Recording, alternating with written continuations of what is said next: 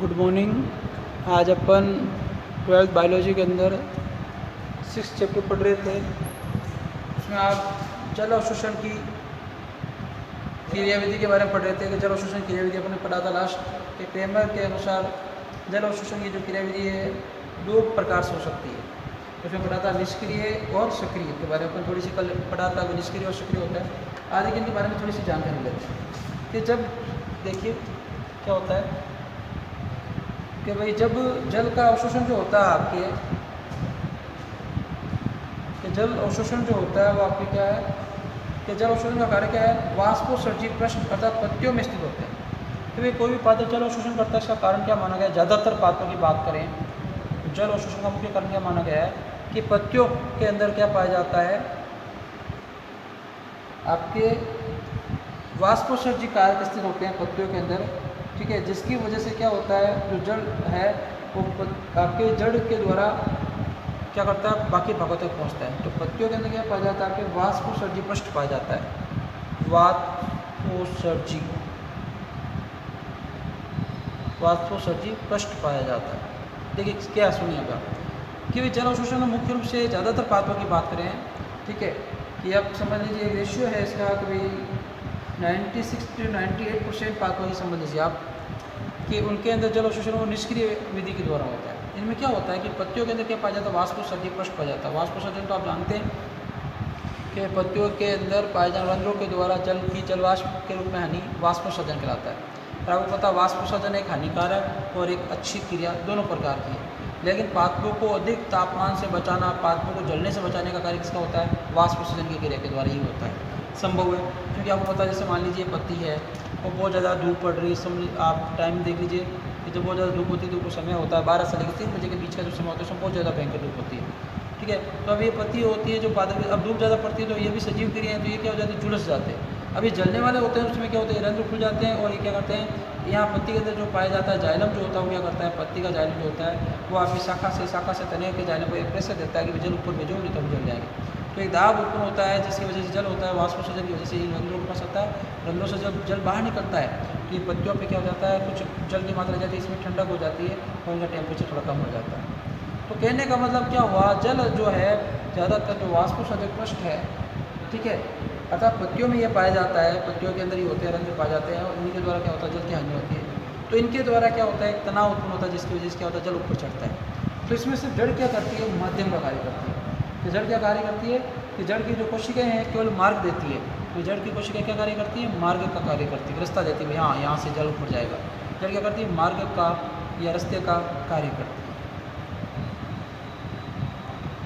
ठीक है, अब आगे देखिए अपन डिस्कस करते हैं इसके बारे में। तो ये जो इस प्रकार का अवशोषण है क्या कहलाता है, निष्क्रिय जल अवशोषण कहलाता है। ये क्या कहलाता है, निष्क्रिय जल अवशोषण। क्या कहलाएगा, निष्क्रिय जल अवशोषण कहलाएगा।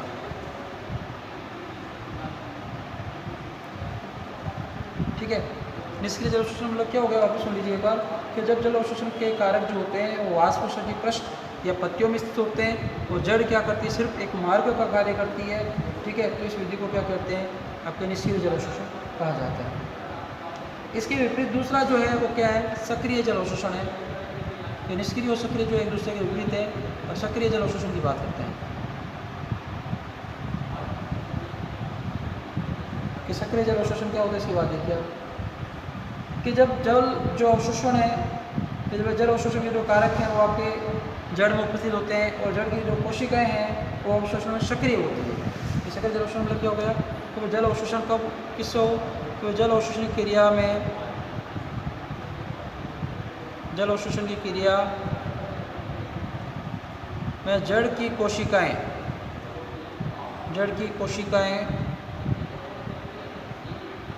तो जल अवशोषण की क्रिया में क्या होती है, जड़ की कोशिकाएं उपस्थित होती है। ठीक है, और ये जड़ की कोशिकाएं जो उपस्थित होती है और ये क्या कार्य करती है, जल अवशोषण का कार्य करती है। क्या कार्य करती है आपके, जल अवशोषण। ठीक है, जल अवशोषण कार्य किसके द्वारा हो, जड़ के द्वारा हो, तो इस प्रकार का अवशोषण क्या कहलाता है, सक्रिय जल अवशोषण कहलाता है। या अपन ऐसे कह सकते हैं कि निष्क्रिय अवशोषण के लिए आवश्यक बलों की उत्पत्ति कहाँ से होगी, पौधों के वायु भागों से होगी, या अपन ऐसे कह सकते हैं प्रोह में होगी। भाई निष्क्रिय जल अवशोषण में क्या है कि जो दाब लगेगा, जो बल लगेगा, जो जल को ऊपर लाएगा, ये इसकी उत्पत्ति कहाँ होती है?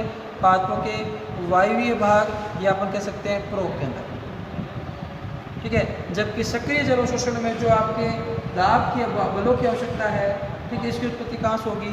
जड़ से होगी, मूल से होगी और जड़ से होगी। किसकी उत्पत्ति?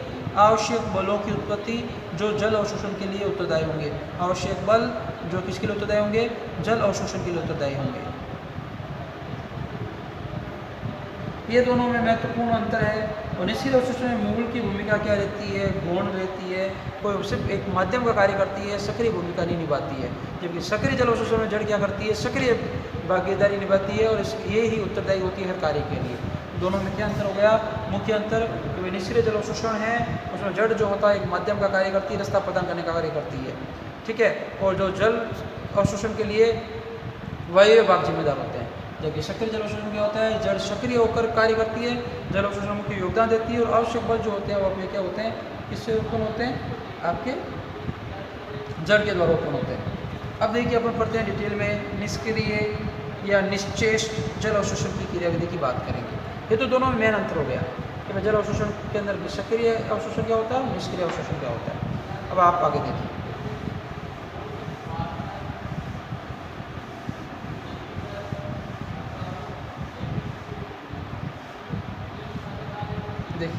हेडिंग क्या रही है अपने? निष्क्रिय या निश्चेष्ट जल अवशोषण।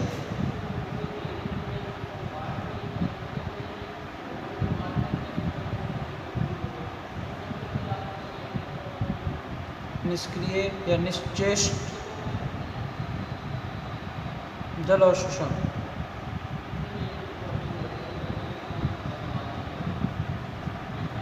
इसकी बात करते हैं। निश्चेष्ट या निष्क्रिय जल अवशोषण क्या है कि भाई जल अवशोषण की पौधों में प्रमुख विधि है। क्या है? पहली बात कि भाई जल अवशोषण की पौधों में प्रमुख विधि है।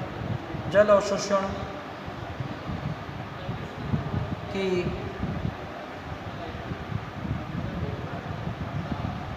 पौधों में प्रमुख विधि है चीज़ के लिए, पहली बात।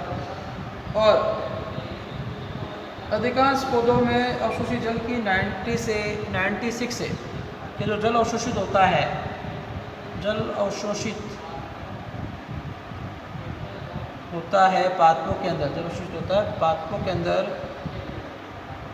इसका आपके 96% से 98% जल अवशोषण पादपों में इसी विधि के द्वारा होता है, ठीक है। और पौधे के जो वायवीय अंगों में मुख्यतः से पत्तियों से वाष्पोत्सर्जन की क्रिया, पत्तियों से वाष्पोत्सर्जन की क्रिया कि जो जल की हानि होती है पत्तियों की सिरों में उपस्थित, क्या बात है कि भाई पादपों के अंदर जो वाष्पोत्सर्जन की क्रिया होती है वो आपको पता है वाष्पोत्सर्जन की क्रिया वायु भाग में होती है, उसके लिए मुख्य जिम्मेदार होगी पत्तियों से जो वाष्पोत्सर्जन की क्रिया होती है, क्रिया के द्वारा होने वाली जो जल की हानि से जो, ठीक है, पत्तियों की सिरों में उपस्थित जल में कमी के कारण एक तनाव उत्पन्न होता है, एक ऋणात्मक तनाव उत्पन्न होता है जो जल के अंदर क्या करता है? तने के जल स्तंभ में होते हुए मूलों तक पहुंचता है, जिससे क्या होता है? मूलों द्वारा मृदा से जल सोते ही मूल में खिंच जाता है। इस प्रकार निष्क्रिय जल अवशोषण में क्या होता है? आपके पौधे के किसी भी अंग की सक्रिय भूमिका नहीं होती। प्रोसेस क्या रहा कि भाई जल अवशोषण जो है निष्क्रिय विधि में क्या होता है कि जब वाष्पोत्सर्जन किसके द्वारा होता है? पत्तियों के द्वारा होता है। पत्तियों के द्वारा क्या होता है? वाष्पोत्सर्जन की क्रिया होती है, ठीक है। अब पत्तियों की जो वाष्पोत्सर्जन की क्रिया होगी इसके द्वारा क्या होगी? जल की हानि होगी। तो जल की हानि किसके द्वारा होगी? आपके पत्तियों के द्वारा। जो आपकी पत्तियों में क्या पाई जाती है? सिराएँ पाई जाती है, सिराएँ, ठीक है। ये सिराओं में क्या होता है कि जल की कमी के कारण क्या होगा? एक तनाव उत्पन्न होता है। किसकी कमी के कारण? जल की कमी के कारण। तनाव या उत्पन्न कह सकते हैं। जल की कमी के कारण क्या होता है? एक तनाव उत्पन्न होता है, ठीक है साहब। ये तनाव जो उत्पन्न होता है ये आप कह सकते हैं खिंचाव, ठीक है। तनाव या खिंचाव उत्पन्न होता है, ये क्या होता है? इसे क्या माना गया? ऋणात्मक होता है, नेगेटिव होता है, ऋणात्मक होता है, ठीक है। और ये जो ऋणात्मक होता है ये क्या करता है? ये तनाव क्रम से कहाँ तक पहुँचता है? तने तक, ठीक है। और तने के अंदर जो जल आ रहा है उसके अंदर तनों के, ऐसे लिख दो आप साथ में समझिए, तने के जल स्तंभ, तने के जल स्तंभ, तो तने के जल स्तंभ से तनाव कहाँ जाएगा, आपके जड़ के अंदर जाएगा। कहाँ जाएगा, जड़ तक पहुँचता है। जड़ के हैं, मूल के हैं वाले, जड़ तक पहुँचता है, जिसकी वजह से क्या करता है, जो मूलडोम होते हैं, ठीक है, ये जो मूलडोम होते हैं, ये मूलडोम द्वारा क्या होगा, मर्दा से क्या होता है, आपके सोते क्या हो जाएगा, जल अवशोषण हो जाएगा, और सोते जल अवशोषण होगा। और ये जल क्या होगा, आपके मर्दा से मूल से क्या होगा, निष्क्रिय विधि के द्वारा क्या करते हैं, सभी अंगों तक, किसी भी अंग तक ये पहुंच जाएगा। और इसमें क्या होता है, इसमें कोई भी अंग सक्रिय भूमिका नहीं निभाता है, कोई भी अंग सक्रिय भूमिका नहीं निभाता है, ठीक है। क्यों नहीं निभाता है, इसकी बात करते हैं। क्या प्रोसेस रहा, वापस सुन लीजिए एक बार, जिनको समझ में नहीं आया, निष्क्रिय अनिष्क्रिय जल अवशोषण। क्योंकि अपन ने क्या पढ़ा, ये जल अवशोषण की पौधों में एक प्रमुख विधि है, और ज़्यादातर पौधों में जल अवशोषण किया जाता है उसका 96 to 98% जो है जल अवशोषण इसी विधि के द्वारा, या ऐसे इस विधि के द्वारा पादप जल अवशोषण करते हैं। होता क्या है कि पादपों के अंदर पत्तियाँ जो होती हैं, पत्तियों में क्या होता है, वाष्पोषण होता है, वाष्पोषण की जिसकी वजह से क्या होता है, जल हानि होती है। तो जल की हानि होने की वजह से पत्तियों में जो शिराएँ पाई जाती है, जैसे अभी मैंने आपको पत्तियों का डाइया बना लेता हूँ, जैसे ये पत्ती बना लेता हूँ, ये आगे मध्य शिरा हो गई, ये शिरा हो गई, वैसे छोटी निकल से सिरकाएँ कहते हैं। तो ये शिराएँ जो होती है, ये वाली, इस शिराओं में क्या होता है, तनाव उत्पन्न होता है, खिंचाव उत्पन्न होता है। क्यों होता है, जल की कमी की वजह से होता है। और जल की कमी से ये तनाव खिंचाव उत्पन्न होता है, ये क्या होता है, पूरा ऋणात्मक होता है, ठीक है। ये तनाव कहाँ पहुँचता है, तने के जल स्तंभ में पहुँचता है, जहाँ जल आ रहा है, तने के अंदर, तने से जल आ रहा है, वहाँ ये तनाव पहुँचता है। तने से कहाँ पहुँचता है, जड़ में पहुँचता है, जड़ से कहाँ पहुँचता है, मूलों में पहुँचता है। मूलों में तनाव पहुँचने की वजह से मूलों में क्या होता है, जो मृदा से ऑटोमेटिक अपना भी होता है, जल अवशोषण होता है, और बस ऊपर तक पहुँचता है। इसमें कोई भी अंग सक्रिय भूमिका नहीं निभाता। ऐसा नहीं भाई तने पर मूलडोम पर जड़ का ऑर्डर आया कि भाई आप जल अवशोषण करो, फिर मूलडोम ने जड़ को पहुँचाया, जड़ से फिर अभी सभी, ऐसा कुछ नहीं। कोई भी अंग सक्रिय रूप से भूमिका नहीं निभाता है। ये एक अपना तनाव की वजह से होता है, विश्वास विसर्जन की वजह से ऐसा होता है। और आप देख लीजिए, जब बहुत ज़्यादा अधिक वाष्प विसर्जन होता है, बहुत ज़्यादा गर्मी पड़ती है, तीव्र वाष्प विसर्जन होता है, तो जल अवशोषण भी अधिक होता है। तो कहने का मतलब क्या हुआ कि वाष्प विसर्जन जब ज़्यादा होगा तो जल अवशोषण भी क्या होगा, ज़्यादा होगा। तो निष्क्रिय अवशोषण तो किस पर निर्भर कर रहा है, वाष्प विसर्जन पर निर्भर करता है। वाष्प विसर्जन ज़्यादा तो जल अवशोषण ज़्यादा, वाष्प विसर्जन कम तो जल अवशोषण की क्रिया कम होगी। अब आप आगे देखिए, महत्वपूर्ण बात करते हैं, सक्रिय जल अवशोषण की क्रिया विधि के बारे में पढ़ते हैं कि भाई सक्रिय जल अवशोषण किस प्रकार से होता है, इसकी बात करते हैं।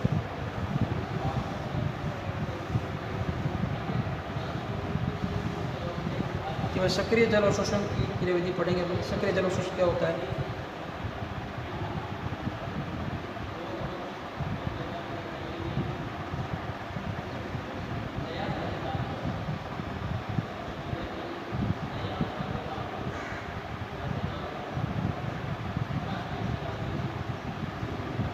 सक्रिय जल अवशोषण की बात करके देखिए क्या होता है सक्रिय जल अवशोषण। कि कुछ पौधों में क्या होता है, बहुत अल्प मात्रा में जल का अवशोषण मूलों की सक्रियता या मूलों में उत्पन्न धनात्मक बलों के द्वारा होता है। कहने का मतलब सक्रिय जल अवशोषण के द्वारा बहुत ही कम पात्रों के अंदर क्या होता है, आपके जल अवशोषण होता है। सक्रिय जल अवशोषण का मतलब क्या है कि भाई जो आपके जल अवशोषण कार्य किसके द्वारा होता है, मूलों की। तो एक तो मूल क्या होनी चाहिए, सक्रिय, मूल क्या होनी चाहिए, सक्रिय होनी चाहिए। और एक इनमें ही क्या होना चाहिए, एक बल उत्पन्न होना चाहिए, दाब उत्पन्न होना चाहिए, जो क्या होता है मूलों में हो। किस लिए हो कि वो जल अवशोषित करे, ठीक है। तो उत्पन्न के जो धनात्मक बल होते हैं उनके द्वारा ही होते हैं। कि क्या होता है कि कुछ पात्रों में जो अल्प मात्रा में जल का अवशोषण क्या होता है, जड़ों की सक्रियता की वजह से होता है, या अपन कह सकते हैं मूलों में उत्पन्न धनात्मक बलों के कारण होता है। ये क्रिया अधिकतर उस समय होती है जब वाष्प विसर्जन क्या होता है, बहुत ही कम होता है या नहीं होता है। कि भाई ये सक्रिय जल अवशोषण कब होगा, जब वाष्प विसर्जन की क्रिया नहीं होगी या बहुत कम होती है। वाष्प विसर्जन की क्रिया कम होती है तब क्या होता है, आपके सक्रिय जल अवशोषण होता है। सक्रिय जल अवशोषण होता है, ध्यान रखेंगे इस चीज़ का। या अपन ऐसे कह सकते हैं कि जब रात्रि होती है, वाष्प विसर्जन कम होता है, बहुत ज़्यादा नमी का मौसम आदता हो, या फिर अपन कह सकते हैं वाष्प विसर्जन कम नहीं होता, रात को नहीं होता है। और रात के समय, तो रात के समय क्या वाष्प विसर्जन की क्रिया नहीं होती है। तब आप आगे देखिए कि भाई जो सक्रिय जल अवशोषण में क्या होते हैं, जड़ों की भूमिका महत्वपूर्ण है कि भाई इस अवशोषण क्या है, इस अवशोषण में जड़ या मूल जो होती है इसकी क्या होती है, सक्रिय भूमिका होती है, या अपन कह सकते हैं महत्वपूर्ण भूमिका किसकी है, जड़ या मूल की ही होगी, किसमें, सक्रिय जल अवशोषण में। अब आप देखिए इसके आगे कि भाई इस अवशोषण के लिए जो मूलों में क्या होते हैं, जाइलम में जो उपस्थित जल स्तंभ में धनात्मक बल उत्पन्न होता है जिसे मूलदाब कहते हैं। तो जल अवशोषण के लिए मूलों के जाइलम है, देखिए मूलदाब परिभाषा ये, जल अवशोषण परिभाषा महत्वपूर्ण है। जल अवशोषण क्या होता है कि जल अवशोषण के लिए मूलों या जड़ों, एक ही बात है, मूलों या जड़ों के जाइलम में, मूलों या जड़ों के जाइलम में उपस्थित जल स्तंभ, उपस्थित जल स्तंभ में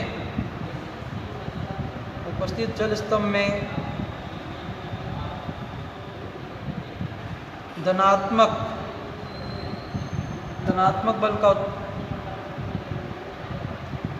बल उत्पन्न होता है जिसे मूल दाब या रूट प्रेशर कहते हैं।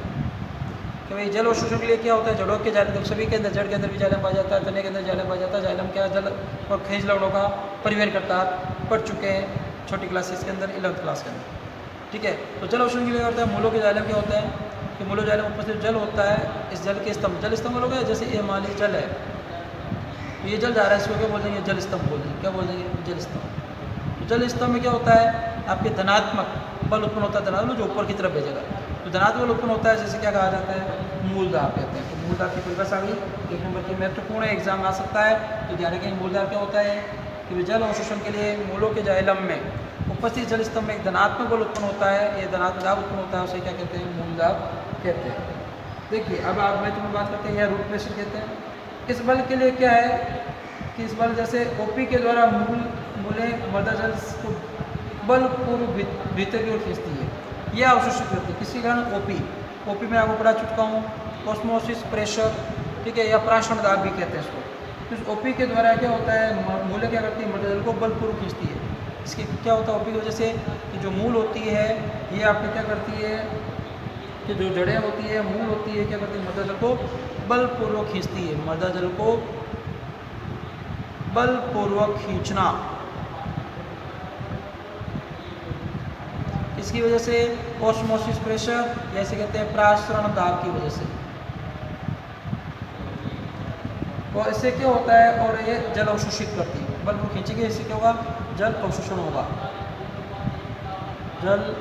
होगा, या ऐसे कहते हैं जल का अवशोषण की क्रिया होगी। तो सक्रिय अवशोषण के लिए क्या करना पड़ता है, एटीपी के रूप में ऊर्जा की आवश्यकता होती है। एक महत्वपूर्ण पॉइंट है, एमटीआर लगा लीजिए, बहुत ज़्यादा महत्वपूर्ण है कि भाई सक्रिय किस अवशोषण में एटीपी की आवश्यकता पड़ती है, तो सक्रिय जल अवशोषण के लिए किसकी आवश्यकता है, एटीपी की आवश्यकता होती है।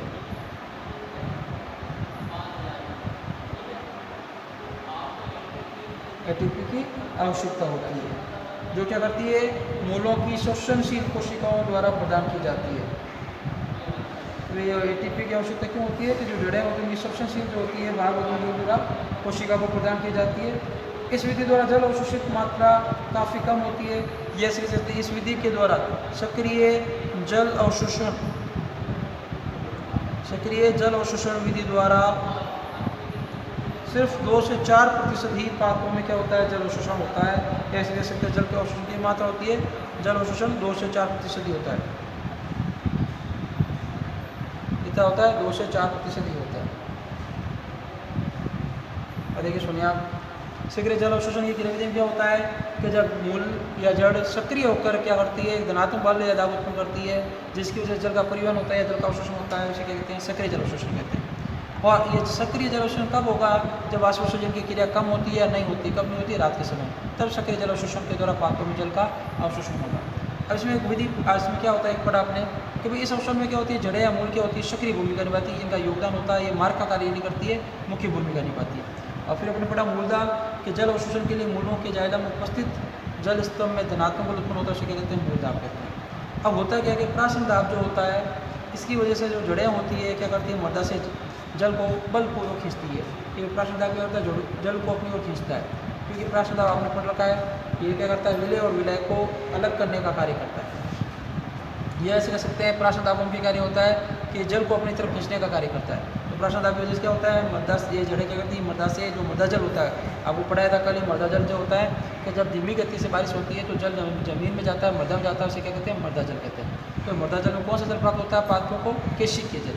इस केशिकीय जल को क्या करती है, ऊपर की तरफ खींचती है, ठीक है, मृदा जल पर वो खींचते हैं, जिसकी वजह से क्या होता है, जल का अवशोषण होता है। और सक्रिय जल अवशोषण जो होता है, इसमें किसकी आवश्यकता पड़ती है, एटीपी की आवश्यकता होती है, ठीक है। ये निष्क्रिय में कोई एटीपी की आवश्यकता नहीं होती है। और एटीपी की आवश्यकता क्या होती है, किसको पड़ती है, कि जो मूल की जड़ की जो शोषणशील, जो शोषण करने वाली कोशिकाएं हैं, उनको प्रदान की जाती है, जिसकी वजह से क्या कार्य करती है, जल मृदा जल को अपनी ओर खींचती है। और इस विधि में जल शोषण की बहुत ही कम मात्रा अवशोषण होती है। आप देख सकते हैं पूरे जल शोषण की 2 से 4% ही क्या होता है, इस विधि के द्वारा, सक्रिय जल शोषण विधि के द्वारा क्या होता है, जल का अवशोषण किया जाता है।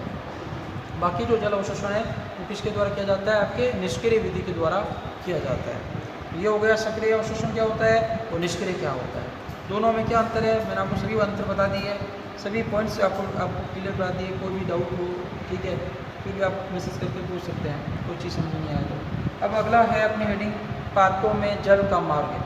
फिर पादप में जो जल अवशोषण होता है, चाहे सक्रिय विधि के द्वारा हो चाहे वो निष्क्रिय विधि के द्वारा हो, ये जल का मार्ग क्या है, कौन सी कोशिकाओं से होता हुआ, पादप के कौन से भागों से होता हुआ सभी अंगों तक पहुंचता है, उसकी बात करेंगे। तो जल मार्ग की बात करेंगे। देखिए आप नेक्स्ट हेडिंग क्या रहेगी, पादपों में जल का मार्ग।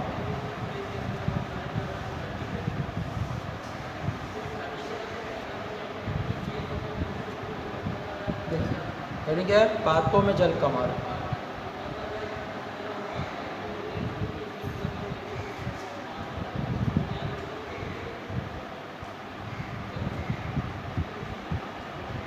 पादपों में जल का मार्ग देखिए क्या है कि पादपों में जल का प्रवेश मूलों से होने के पश्चात जड़ के अंदर जाइलम तक मुख्यतः 3 पदों के द्वारा जाता है। कि भाई सबसे पहले पादपों में जल कहाँ से आता है, मूलों से, कर चुके हैं अपन लास्ट क्लास में। मूलों से कहाँ से आएगा, जड़ में आएगा, जड़ फिर जड़ के जाइलम से होता है, सभी भागों तक पहुँचता है। तो ये 3 पद बताए गए हैं कि 3 पदों में क्या होता है, जल का जो परिवहन होता है। 3 पद कौन से हैं, पहला है आपके अपलवक, जिसे कहा जाता है इंग्लिश वर्ड एपोप्लास्ट पर। आप इंग्लिश वर्ड याद रखेंगे, एपोप्लास्ट ही याद रखेंगे, महत्वपूर्ण है। हिंदी वाला काम बहुत ही कम काम आएगा, एपोप्लास्ट पथ, ये इंग्लिश में एपोप्लास्ट पाथ से। दूसरा है सेनलवक, या इंग्लिश बोलते हैं सिम्प्लास्ट।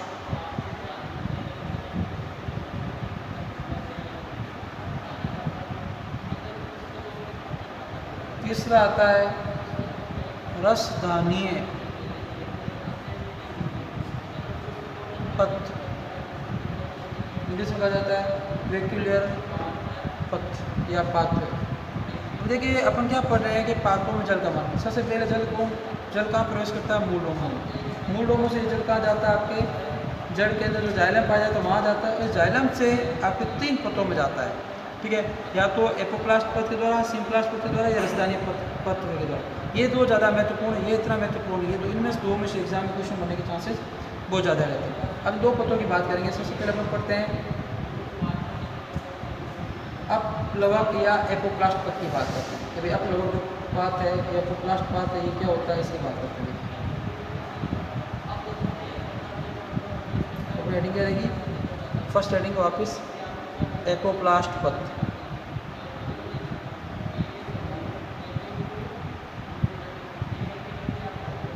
इंग्लिश में एपोप्लास्ट ही बोलते हैं, एपोप्लास्ट पाथवे। देखिए क्या होता है, सुनिए कि जब पादपों में जल का प्रवाह निर्जीव कोशिका भित्ति व कोशिकाओं के मध्य उपस्थित अंतर कोशिकीय अवकाश के द्वारा होता है, तो इस मार्ग को क्या कहते हैं? एपोप्लास्ट। परिभाषा देख लीजिए, बहुत महत्वपूर्ण है। क्या है कि वे पादपों में जल का प्रवाह, क्या हो गया? पादपों में जल का प्रवाह किसके द्वारा?